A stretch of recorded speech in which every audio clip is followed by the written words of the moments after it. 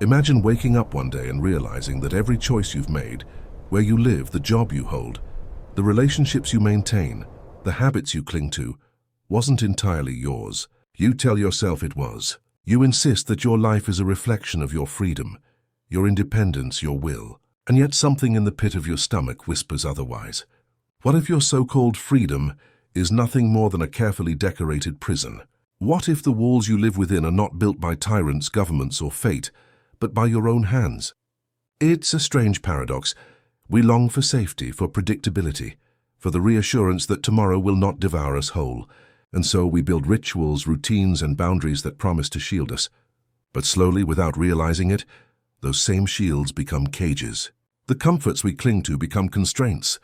The habits we swear are harmless calcify into chains. And the very walls we erected for our peace of mind become the barriers that keep us from ever touching the raw, terrifying, liberating expanse of life. You tell yourself you're free, yet you repeat the same days over and over again, like a ghost haunting the corridors of your own existence. You wake, you work, you scroll, you consume, you sleep. You anesthetize yourself with comforts that dull the unbearable ache of being alive. Coffee in the morning, Netflix at night. An endless cycle of trivial pleasures to mask the silence you dare not enter. But ask yourself, who chose this rhythm? Who decided this was the meaning of your existence? Was it really you? There is something unsettling in this realization. We are not simply prisoners of society, culture, or circumstance. We are complicit in our own captivity. We bargain with ourselves daily, trading the discomfort of growth for the ease of stagnation. We silence the inner voice that urges us toward the unknown because the unknown terrifies us. And then, with a mixture of pride and resignation, we name our surrender stability and comfort and security. But what is comfort, really? Is it the warmth of safety or the numbness of sedation? Comfort feels sweet in the moment, but does it nourish or does it quietly drain the marrow of your spirit? If you are honest, hasn't there been a moment, a quiet, sleepless night when you felt it? That gnawing suspicion that the life you've built is too small for the vastness within you? That you've clipped your own wings in exchange for the certainty of the cage? And yet, here is the cruel irony. We crave freedom as much as we fear it. We dream of liberation, but when the bars swing open, most of us hesitate. The open world is too wild, too demanding, too indifferent.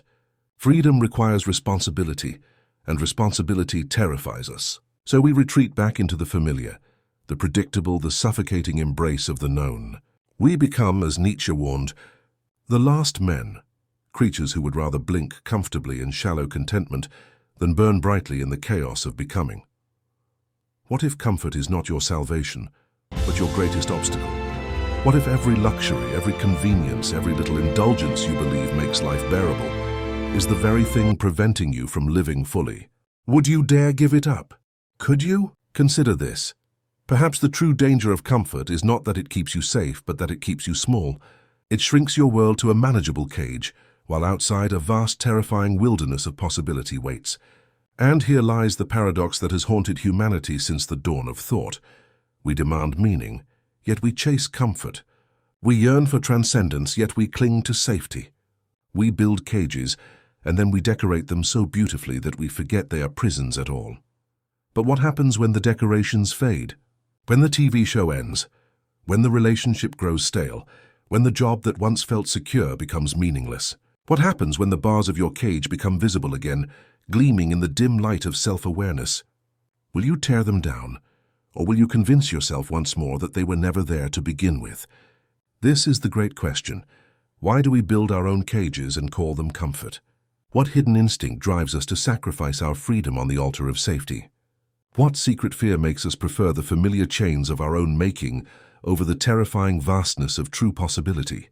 The answers are not simple. They will not flatter us. They will not comfort us. They will demand that we confront the very depths of the human psyche, the shadows within us, the illusions we embrace, the truths we refuse to see. And perhaps, if we are brave enough, we will discover that the only thing standing between us and freedom has always been ourselves. And so, the stage is set. You stand before the invisible bars of your own cage. You know they are there, though you've spent years pretending otherwise. The question is no longer whether you live in a prison. The question is, what will you do when you finally see it?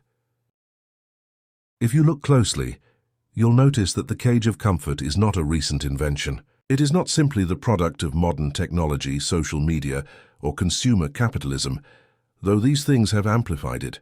The roots run far deeper, woven into the structure of the human psyche itself. To understand why we build these cages, we must confront the paradox at the core of existence, our simultaneous hunger for freedom and terror of it. Carl Jung once said that people will do anything, no matter how absurd, to avoid facing their own souls. This is the essence of the cage. It is the elaborate distraction we build to protect ourselves from the unbearable confrontation with our inner reality. Comfort is not just about soft pillows, familiar routines, or predictable lives. It is about avoidance. It is about creating a buffer between ourselves and the raw chaos of existence. Why is this avoidance so powerful? Because the human psyche is not a peaceful landscape. It is a battlefield.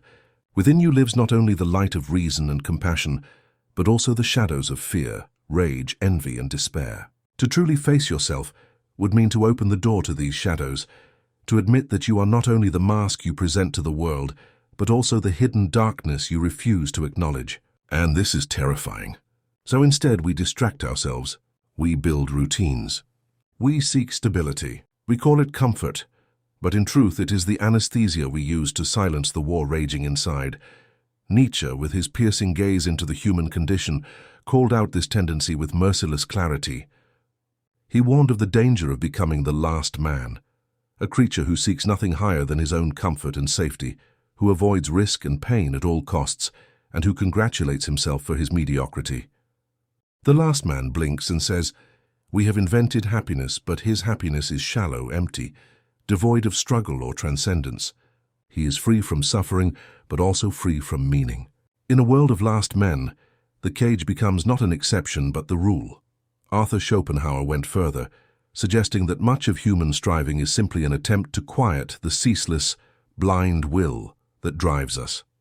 According to him, we are not rational masters of our own lives, but slaves to an insatiable force that constantly demands satisfaction and yet never delivers fulfillment. Comfort, in this view, is a temporary illusion, a brief pause in the endless suffering of desire. The cage is seductive because it promises respite from the will.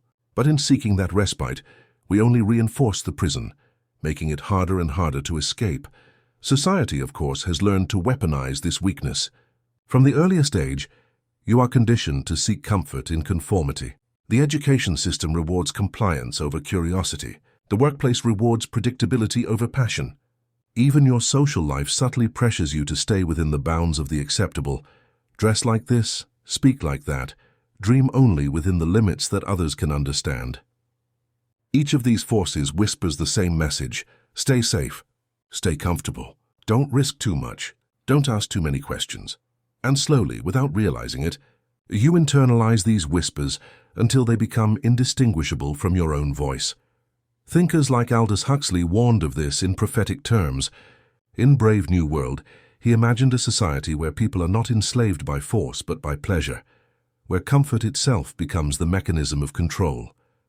Citizens are pacified with entertainment, drugs, and superficial happiness, never realizing they are prisoners because the walls of their cages are lined with pleasure.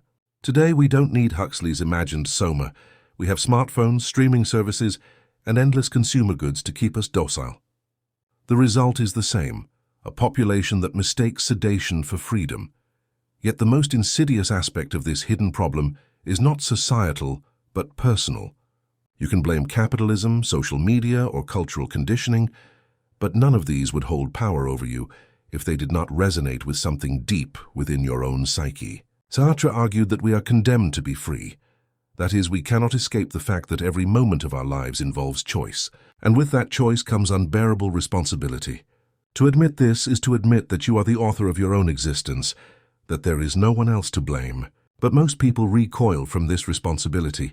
Comfort becomes the excuse, the shield. I had no choice, you tell yourself. This is just how life is. But deep down you know this is not true.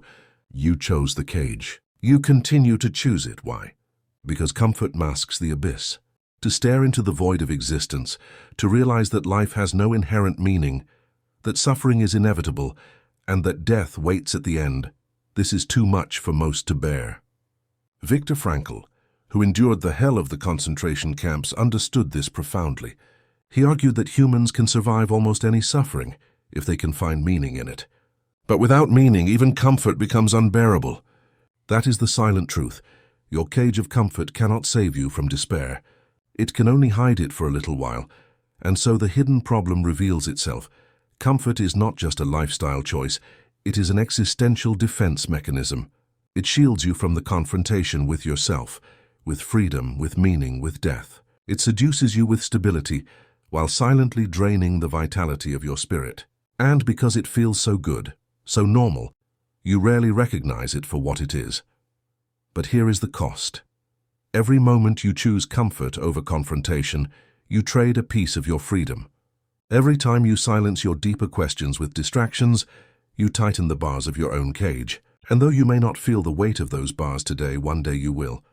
One day you will awaken to the realization that your life has passed you by.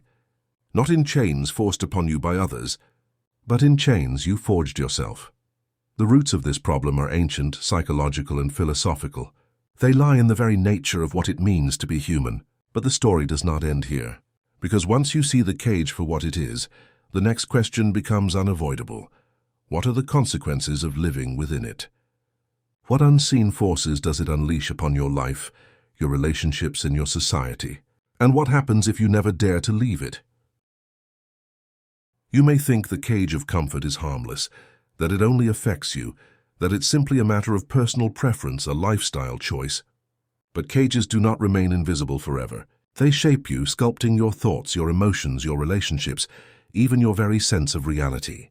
They seep into every corner of life until you cannot tell where the bars end and where you begin. And the tragedy is this: the consequences reveal themselves slowly, silently, like poison dripping into a well. The first and most immediate consequence is stagnation. Growth by its very nature demands discomfort. Muscles grow only when they are torn and repaired. Wisdom emerges only through mistakes, failures, and pain. Love deepens not in the absence of conflict, but in the willingness to face it and move through it.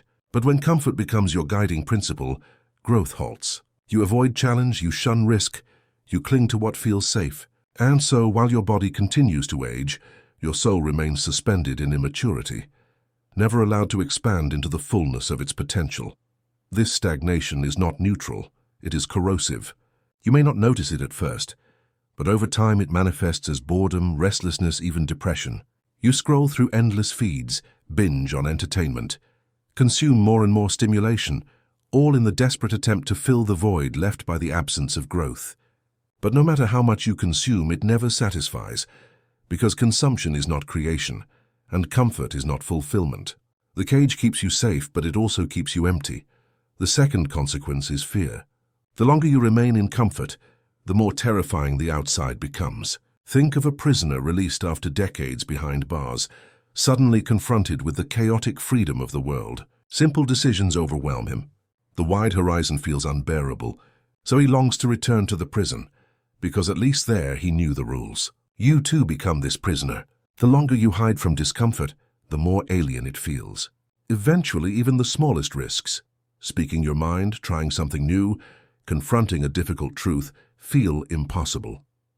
You shrink not because the world is dangerous, but because your cage has made you fragile. And fragility spreads. It seeps into your relationships. When comfort rules your life, you avoid the hard conversations, the raw honesty that makes intimacy real. You settle for shallow connections, afraid of the vulnerability that true love demands. You prefer polite small talk over uncomfortable truth, transactional bonds over transformative ones. And so, surrounded by people, you remain lonely, isolated not by others, but by the bars you built to protect yourself. The societal consequences are even more devastating. A culture addicted to comfort produces citizens who no longer question, no longer resist, no longer dare to imagine alternatives. They are easy to govern, easy to distract, easy to pacify. Bread and circuses, streaming and smartphones, endless consumption in exchange for silence. As Huxley foresaw, no tyranny is required when people gladly sedate themselves. Freedom is surrendered willingly, disguised as convenience. This is why mediocrity thrives in such a culture. Creativity withers because it requires risk. Genius is punished because it disrupts comfort. Courage is mocked because it unsettles the status quo. Instead, the safe, the predictable, the mediocre are elevated. We celebrate what is palatable, what offends no one, what asks nothing of us. And we wonder why society feels hollow, why art feels recycled, why politics feels stagnant. The cage does not merely bind the individual. It spreads like a contagion, infecting the collective spirit. And then, there is the deepest consequence of all, self-betrayal. Somewhere within you is a voice, a whisper, faint but insistent, that knows you were meant for more. It stirs in moments of silence, in sleepless nights, in fleeting glimpses of beauty that pierce through the numbness. It tells you that your life is not meant to be merely safe, but significant. But when you ignore this voice, when you bury it under layers of comfort, you betray yourself. And self-betrayal is not something the soul forgives easily. It festers. It turns into resentment, cynicism, despair. Look around and you will see this everywhere. People who smile in public but feel empty in private. People who claim to be happy but secretly drown themselves in distractions to avoid silence. People who laugh too loudly, post too often, consume too much, all because the truth, if faced, would shatter them. Their lives are cages of their own design. Neurology explains part of this trap. The brain is wired to conserve energy, to avoid pain, to repeat patterns that feel safe. Dopamine rewards the familiar, the predictable, the easy. Each time you choose comfort, your brain reinforces the habit, making the cage feel more natural, more inevitable. Over time, the neural pathways of avoidance become highways, while the pathways of courage and risk wither from disuse. You are not only psychologically conditioned into your cage, you are neurologically imprisoned within it. But the most haunting consequence is existential. When death finally approaches, and it always does, you will not fear the loss of your comforts. You will not long for another night of scrolling, another week of safety. No, what will haunt you are the unlived possibilities, the risks you never took, the words you never spoke, the life you never allowed yourself to touch. You will realize that comfort kept you alive, but it did not let you live. The unseen consequences of the cage are everywhere, shaping not only your personal reality, but the destiny of entire societies. And the longer you remain blind to them, the stronger they become. But awareness is only the beginning. To see the cage is one thing, to break it is another. And so the question deepens, is rebellion possible? Can you truly escape the gravity of comfort? Or are you doomed to remain a prisoner of your own making? The answer is not simple, but it is possible. And the path begins with rebellion, with the audacity to step beyond the familiar, to embrace the discomfort you've spent your life avoiding. The rebellion is not against society alone, but against the deepest, most hidden parts of yourself. Rebellion begins in silence. Not the silence of apathy or resignation, but the silence that comes when you stop distracting yourself long enough to feel the raw edges of your existence. Most people never allow themselves this silence. They fill every pause with noise, every still moment with a screen, every flicker of discomfort with some form of escape. But rebellion requires that you sit, fully present with the truth you've avoided, that you are living inside a cage you helped build. To break free, you must first see the bars clearly. They are not iron, not unbreakable, but psychological and habitual.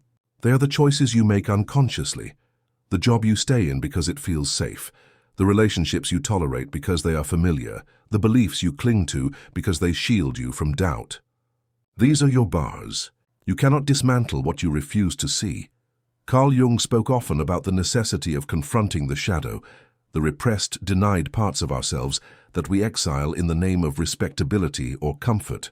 To rebel against your cage is to rebel against your own shadow, not by destroying it, but by integrating it. You must acknowledge the fears, desires, and impulses you've denied, for they hold the keys to your freedom. The shadow is not your enemy. It is your prison guard waiting for recognition. But let us be clear, rebellion is not easy. It is not glamorous. It does not look like the dramatic revolutions of history, with flags and marches and battle cries. No, the rebellion against comfort is quieter, lonelier, more terrifying. It is quitting the job that numbs you, even when no better option is in sight. It is ending the relationship that stifles you, even if it means walking alone into the night. It is admitting that your life is not what you pretended it to be, and refusing to keep pretending Nietzsche understood this rebellion as the path toward the Übermensch, the higher individual, who dares to create his own values rather than inherit the stale comforts of society. To step into this path is to walk away from the herd, to risk misunderstanding, rejection, even ridicule. But in this risk lies the possibility of becoming something more than a passive consumer of comfort. It is the possibility of becoming the author of your own existence. How does one begin? Paradoxically, by embracing discomfort. The very thing you've avoided becomes your doorway to freedom. Voluntarily place yourself in situations that challenge you, that unsettle you, that strip away your illusions of control. Cold showers, difficult conversations, solitude without distraction, creative risks, honest journaling, physical discipline. Each act of chosen discomfort weakens the bars of your cage. You remind yourself again and again that pain is not death, that fear is not fatal, that uncertainty is not the enemy. This is why ancient philosophers emphasized practices of self-denial and discipline. The Stoics trained themselves to endure hardship so they would not be enslaved by luxury. The Buddhists practiced meditation to confront the restless mind without fleeing into distraction. Even Schopenhauer, the philosopher of pessimism, believed that liberation could come only through the renunciation of blind desire. Across traditions, the truth echoes. Freedom requires discomfort, and yet rebellion is not merely about austerity. It is not about rejecting all comfort for the sake of suffering. That too is a trap, another cage disguised as virtue. The goal is not self-punishment, but self-mastery. Comfort ceases to be a cage when it is chosen consciously, when it is balanced with the willingness to face discomfort. True rebellion is the refusal to be enslaved, by pleasure or by pain. But the rebellion must go further. It is not enough to reject old cages. You must build new meaning. Sartre reminded us that existence precedes essence, that you are not born with a predetermined purpose, but must create one through your choices. To rebel against comfort is to take on the burden of authorship, to write your own values, your own purpose, your own path. This is terrifying because it eliminates excuses. You can no longer blame society, circumstance, or fate. But it is also exhilarating, because it grants you the freedom to become more than you ever imagined. Consider the lives of those who dared to rebel against their cages. Dostoevsky, imprisoned in Siberia, found in suffering the seed of profound spiritual insight. Viktor Frankl, stripped of everything in the concentration camps, discovered the indomitable human capacity for meaning. Even in chains, they were freer than those who lived comfortably but without awareness. Their examples remind us that freedom is not the absence of hardship, but the courage to face it without surrender. Rebellion also demands honesty, brutal, unflinching honesty. You must stop lying to yourself about the state of your life. Stop pretending that it's fine when it isn't. Stop masking despair with smiles, numbing emptiness with consumption, disguising fear as pragmatism. The lies you tell yourself are the mortar that holds the bars of your cage in place. Tear them down and the structure begins to crumble. And then, perhaps the hardest part, rebellion requires faith. Not faith in religion necessarily, but faith that stepping into the unknown will not destroy you. Faith that you are capable of more than you've been told. Faith that meaning exists not in safety, but in risk, in creation, in becoming. Without this faith, you will hesitate at the threshold of freedom and retreat back into the cage. With it, you will take the leap. The rebellion is not a single act, but a lifelong posture. It is the daily choice to confront rather than avoid, to grow rather than stagnate, to live rather than merely survive. Each time you choose discomfort over sedation, honesty over denial, freedom over fear, you rebel. And with each rebellion, the bars weaken until one day you realize the cage was never locked. But rebellion is only the beginning. Breaking the cage is one thing. Understanding what lies beyond it is another. What is the ultimate truth waiting for those who dare to step into freedom? What revelation awaits when the illusions of comfort finally collapse? This is where the journey leads us next. Imagine stepping outside the cage for the first time. At first the air feels thin, the horizon too vast, the silence deafening. You stumble, disoriented, clutching for the familiar bars that once gave you a sense of stability. And then it hits you. There is no safety net, no script, no guarantee that the next step will be secure. This is freedom, and it is terrifying. Here lies the ultimate truth. The cage was never about protecting you from the world. It was about protecting you from yourself, from the unbearable weight of freedom. For to be truly free is to shoulder the responsibility of existence, to face the terrifying realization that meaning is not given, but made. No parent, no government, no tradition, no belief system can hand it to you fully formed. You must carve it with your choices, your actions, your courage. This is why Sartre said we are condemned to be free. Freedom is both our greatest gift and our heaviest burden. The cage of comfort feels like a relief because it hides this burden from us, but in hiding it robs us of our destiny. The ultimate rebellion is not just breaking free from the cage, it is embracing the full, dizzying weight of freedom. And with it, the terrifying beauty of creating meaning where none was promised. Look deeper and you see, the cage was always an illusion. The bars were never locked, never enforced by some external jailer. They were choices, repeated, reinforced, disguised as inevitabilities. The job you hated but refused to leave. The relationship you knew was hollow but clung to anyway. The habits you repeated because change seemed impossible.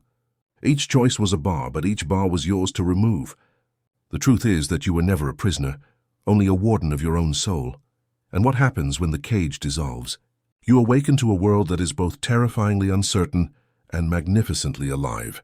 Every risk becomes a possibility. Every pain becomes a teacher. Every failure becomes a step toward depth.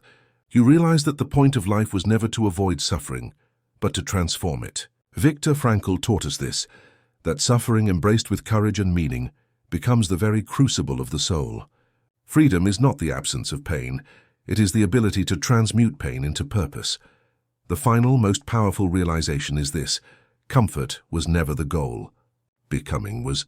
You were not born to remain static, to curl yourself into the smallest possible existence, to trade your infinite potential for a handful of fleeting pleasures. You were born to expand, to create, to risk, to love, to fall, to rise again, to live in such a way that, when death finally comes, it finds you unafraid because you spent your life truly alive. And yet, this realization is not abstract.